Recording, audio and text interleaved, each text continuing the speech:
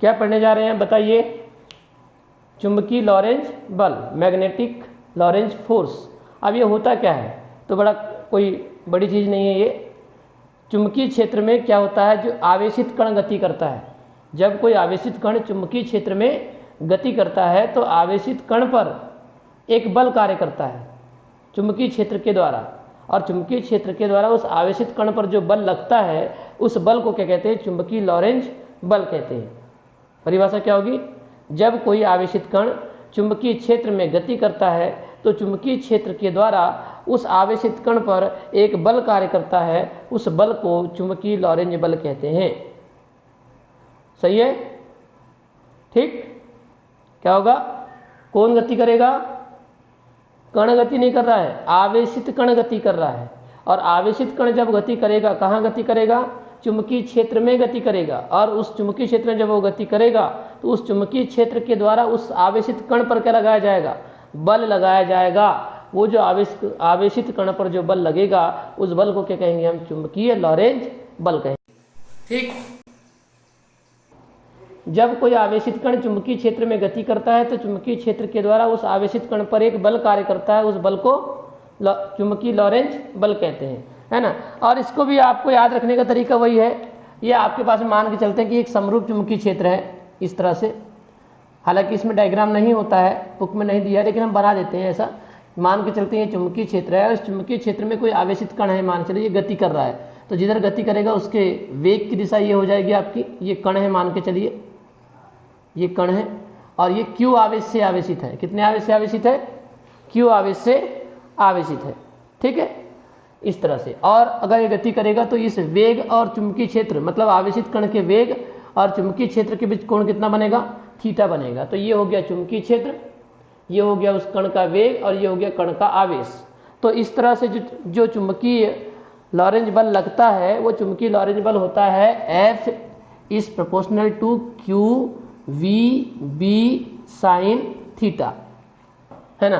तो इसको भी आप याद रख लीजिए, Q V B sine theta, F is proportional to Q V B sine theta.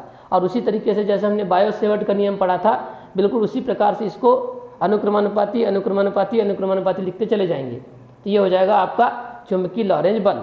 बात समझ में आ रही है?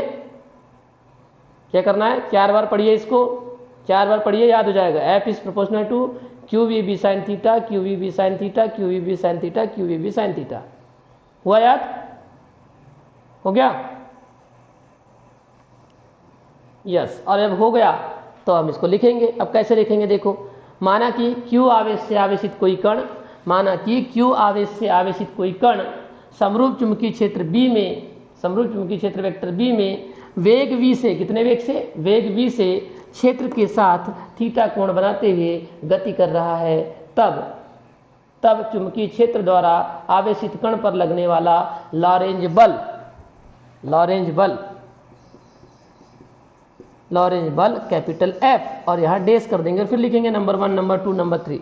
आपको मालूम है ऐसे लिखते हैं, है ना। एक बार फिर से देखें, माना कि कोई आवेशित कण, माना कि q आवेश से आवेशित कोई कण समरूप चुंबकीय क्षेत्र वेक्टर B में वेग v से क्षेत्र के साथ थीटा कोण बनाते हुए गति कर रहा है या गतिशील है, तब चुंबकीय क्षेत्र के द्वारा आवेशित कण पर लगने वाला लॉरेंज बल या चुंबकीय लॉरेंज बल, लगने वाला चुंबकीय लॉरेंज बल। अब बताइए क्या? Q, तो पहला क्या जाएगा? आवेश के परिमाण के अनुक्रमानुपाती होता है। ये जो बल है वो होता है आवेश के परिमाण के अनुक्रमानुपाती होता है, अर्थात F is proportional to Q, equation number 1। Number 2, V क्या है? बताइए V क्या है? आवेशित कण का वेग है। तो जो चुंबकीय बल है वो आवेशित कण के वेग के अनुक्रमानुपाती होता है, अर्थात F is proportional to V, equation number 2। Number 3 B क्या है? चुंबकीय क्षेत्र की तीव्रता है, तो क्या हो जाएगा? F is proportional to B, मतलब लॉरेंज बल चुंबकीय क्षेत्र की तीव्रता के अनुक्रमानुपाती होता है, इक्वेशन नंबर 3। एंड नंबर 4 क्या होगा? 4 क्या होगा? Sign theta. तो साइन थीटा किसके बीच में बना है? बताइए कौन? साइन थीटा जो थीटा बना है किसके बीच में बना है? कौन? बोलो। किसके बीच में बना है?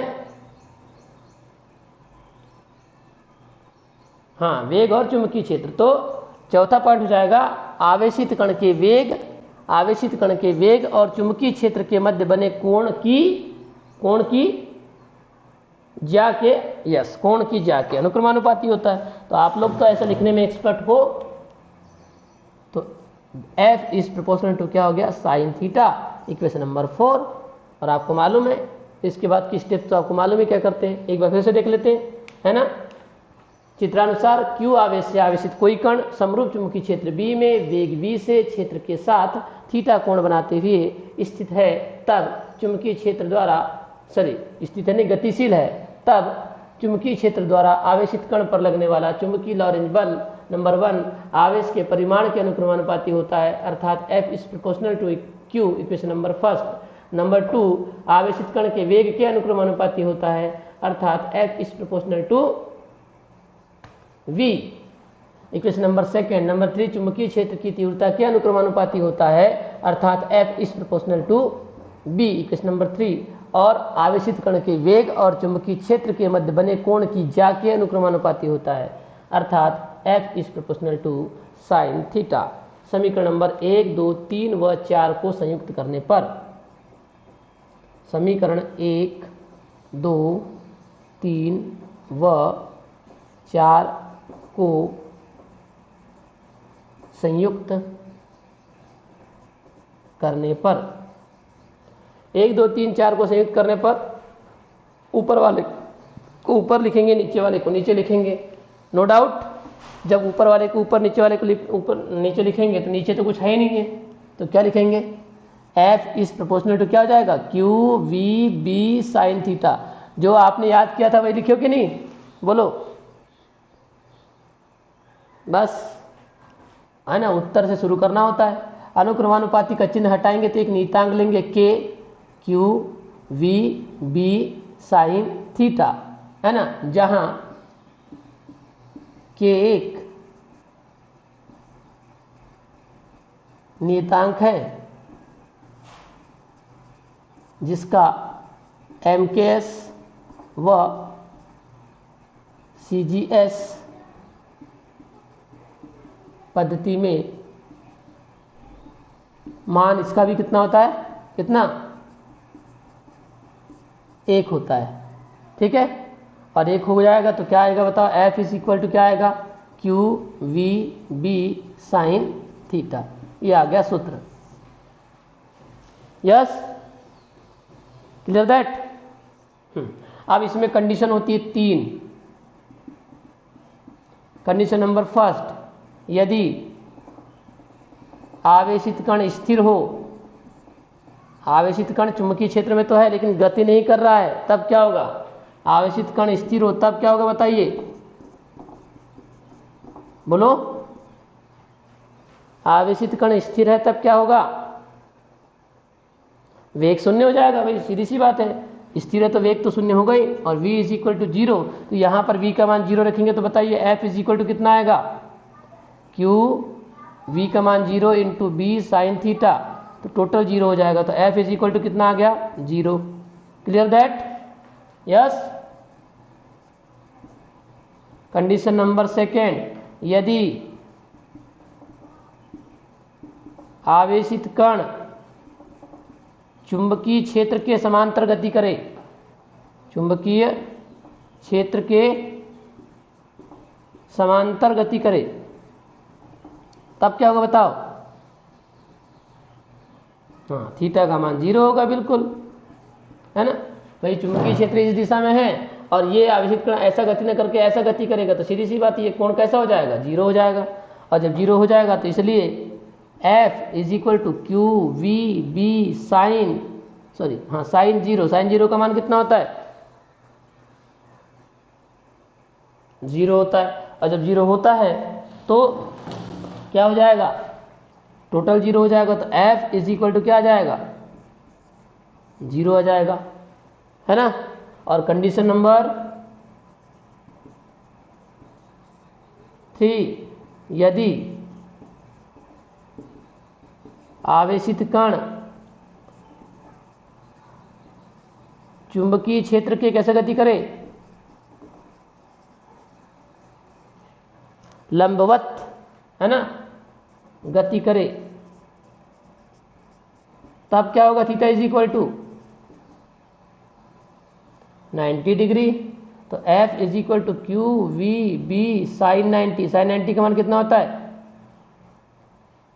1। तो F इज इक्वल टू हो जाएगा क्यू वी बी। ये आपका मिनिमम, मिनिमम, और ये क्या हो गया, मैक्सिमम। ठीक है, यस। तो ये हो गया आपके पास में आवेशित कण पर लगने वाला बल, दैट इज चुंबकीय लॉरेंज बल, मैग्नेटिक लॉरेंज फोर्स।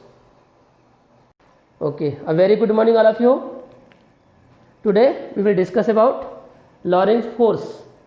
तो चुंबकीय जो आवेशित कण होता है उस पर दो प्रकार का बल लगता है, एक होता है विद्युत बल और एक होता है चुंबकीय बल, यानी कि चुंबकीय लॉरेंज बल। और दोनों को जब हम जोड़ देंगे तो क्या कहलाएगा, लॉरेंज बल कहलाएगा। ठीक है, तो इसी को ध्यान में रखते हुए आगे बढ़ते हैं कि माना कि Q आवेश से आवेशित किसी कण पर विद्युत क्षेत्र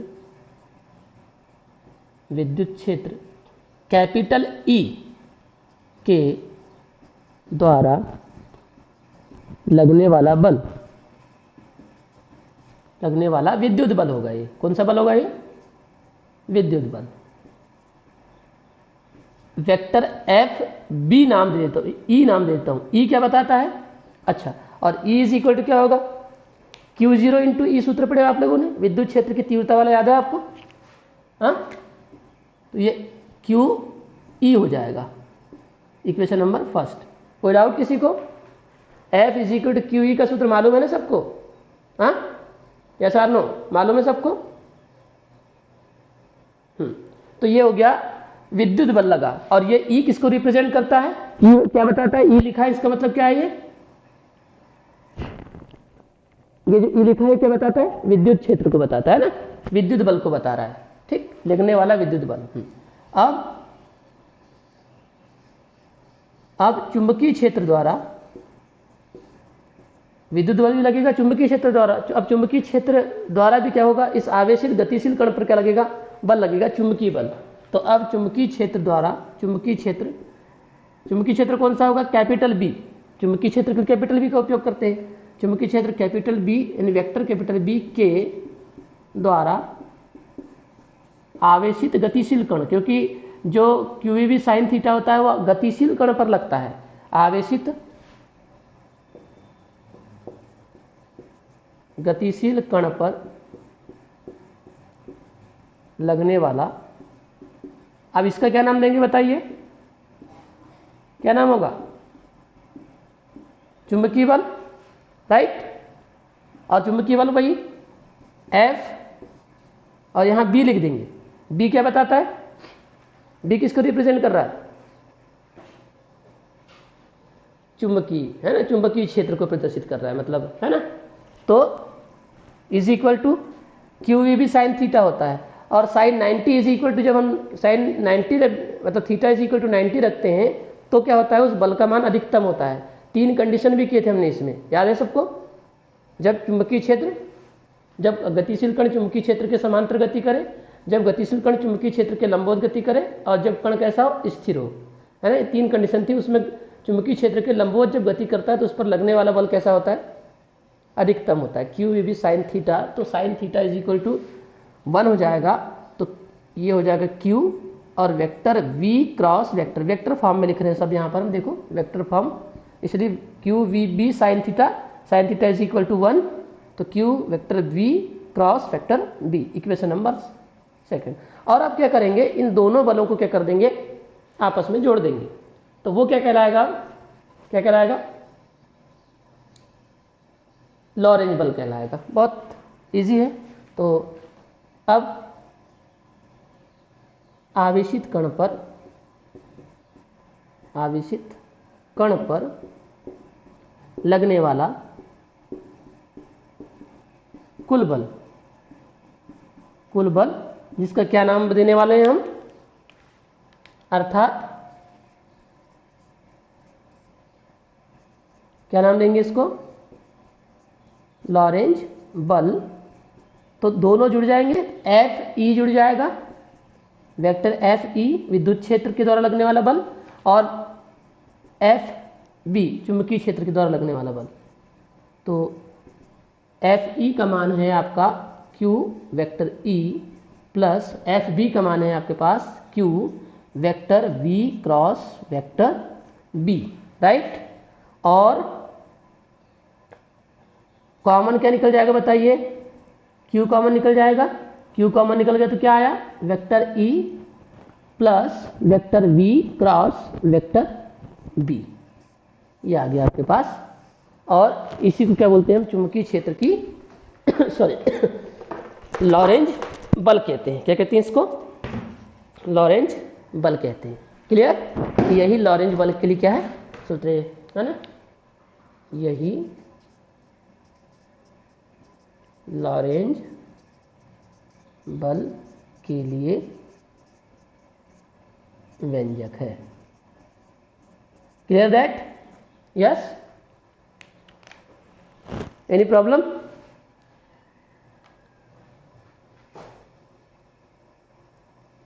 ओके, यहां तक किसी को कोई दिक्कत है, बोलिए, है क्या? अब मैं कुछ आपको नोट दे रहा हूं, है ना, एक मिनट, किसका फोन आया है जरा देख।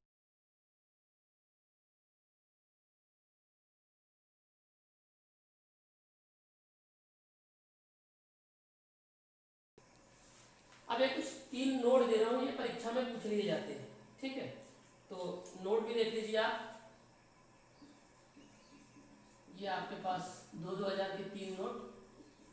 पहला नोट ये है कि जब कोई आवेशित कण चुंबकीय क्षेत्र के समांतर गति करता है तो उसका मार्ग कैसा होगा, उसका पथ कैसा होगा, तो उसका पथ होगा रेखीय, ठीक है। जब आवेशित कण चुंबकीय क्षेत्र के समांतर गति करता है, समांतर गति करे, तब उसका पथ कैसा होगा, बोलिए, रेखीय होगा, है ना। कण का पथ कैसा होगा, रेखीय होगा। बात समझ में आ रही है? यस, सरल रेखा में गति करेगा मतलब वो। क्लियर? दूसरा,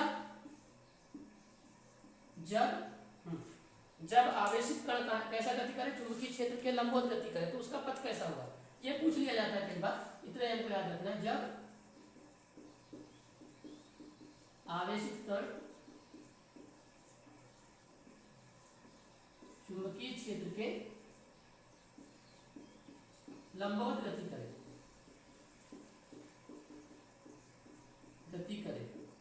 तब